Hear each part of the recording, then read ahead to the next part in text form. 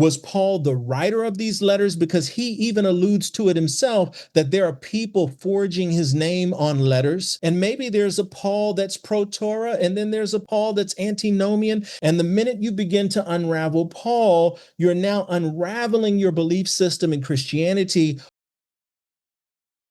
What letters are missing from the writings of Paul? Was Paul the writer of these letters? Because he even alludes to it himself that there are people forging his name on letters. So, how do we know whether what we have is Paul? How do we know whether these letters aren't mixtures of Paul and other writers? And maybe there's a Paul that's pro Torah, and then there's a Paul that's antinomian, and maybe neither one of them was actually Paul, right? So, again, Paul gives this story about how he sees Jesus. And in the first time he tells the story, he talks about how he sees a vision, but he hears no one. Then the next time he gives it, he says, I see no one, but I hear someone. There's so many instances of inconsistency here. And so the reason why people will take up for Paul and the reason why they will take up for his writings is because it's foundational to their beliefs. And the minute you begin to unravel Paul, you're now unraveling your belief system in Christianity or your belief system in Jewish messianism through Jesus. This is like the flat space where most people find themselves when they don't have the kind of support and training that I'm offering here in the course. It goes from Christian certainty to crisis, right? Because now I was certain that Christianity was true. I've spoken in tongues. I've seen healings. I've casted out demons. I've had these experiences. Nobody can tell me that I didn't see what I saw or experience what I experienced. And I had certainty. But now I'm realizing that there's something wrong with the Christian perspective as I'm developing and growing in my knowledge of Judaism and the ancient past. And now I'm in crisis. And so then the person moves from crisis to an outright rejection of Christianity. Christianity's false. That's it, right? And how do we bypass the experiences now?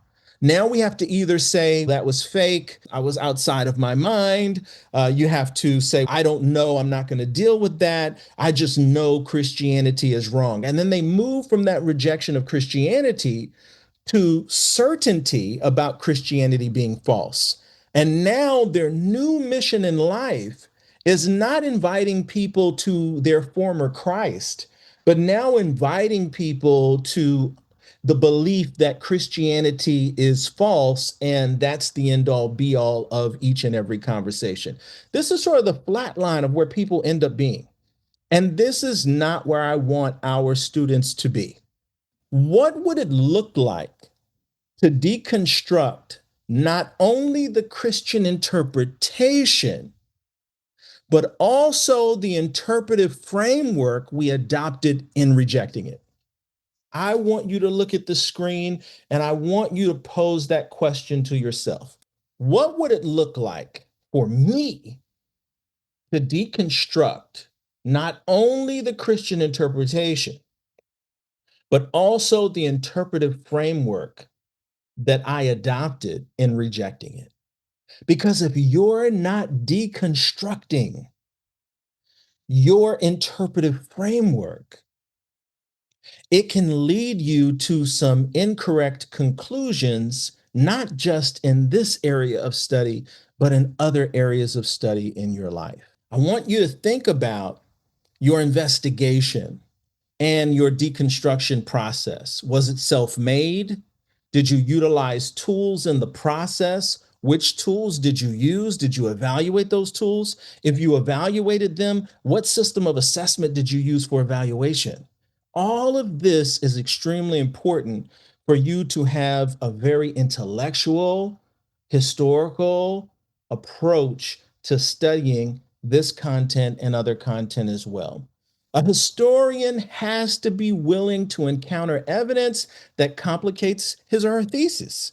We have to be willing to say, when I write any paper or do any research or I put out a video, I'm putting it out there for my colleagues to be able to review and to be able to say, hey, we found something here that we think is inconsistent with your conclusion, and to challenge me on that. And as an academic, that's the norm for me.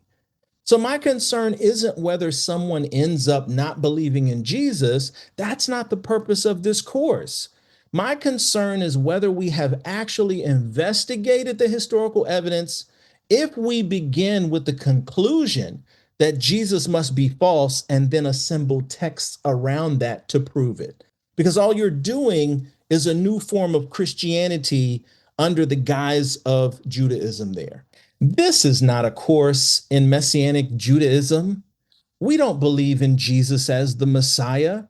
We're talking about taking these tools and skills that we are supposed to be learning in this course to dig deep into the content, to be curious, not to try and find an absolute answer.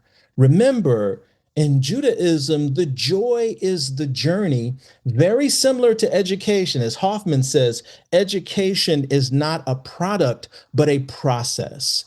I'm more interested in enjoying the process of learning how to ask the right questions, learning how to research, learning how to format your mind into thinking like a scholar. I'm more interested in that than what your theology is, because there are plenty of rabbis on 7613 that you can talk to about rabbi stuff, that you can talk to about your personal religious stuff.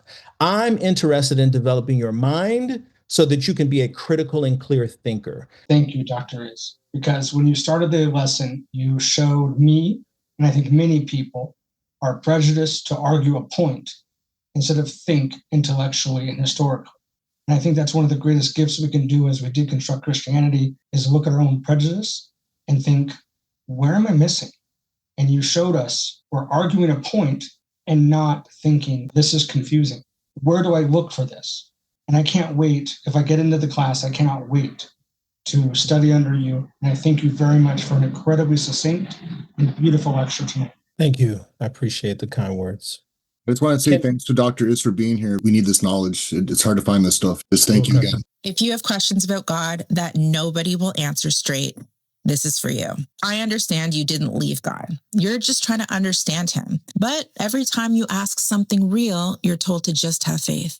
So at 2 a.m., you're searching alone, trying to make theology add up, and it doesn't. I built 7613, The Chosen Path, because you deserve better. Inside, you'll get direct answers from rabbis. You'll study the Hebrew Bible in context, and you'll do it alongside people walking the same path. Jewish converts, Noachites, born Jews, and seekers untangling fear-based faith. We ask real questions here without shame or pressure. You can join us on Thursday nights at 9 p.m. Eastern Time for live Torah study. If you're deconstructing Christianity, exploring the Noahide path, or deepening your Jewish practice, you're not alone. Join 7613, The Chosen Path. You belong here.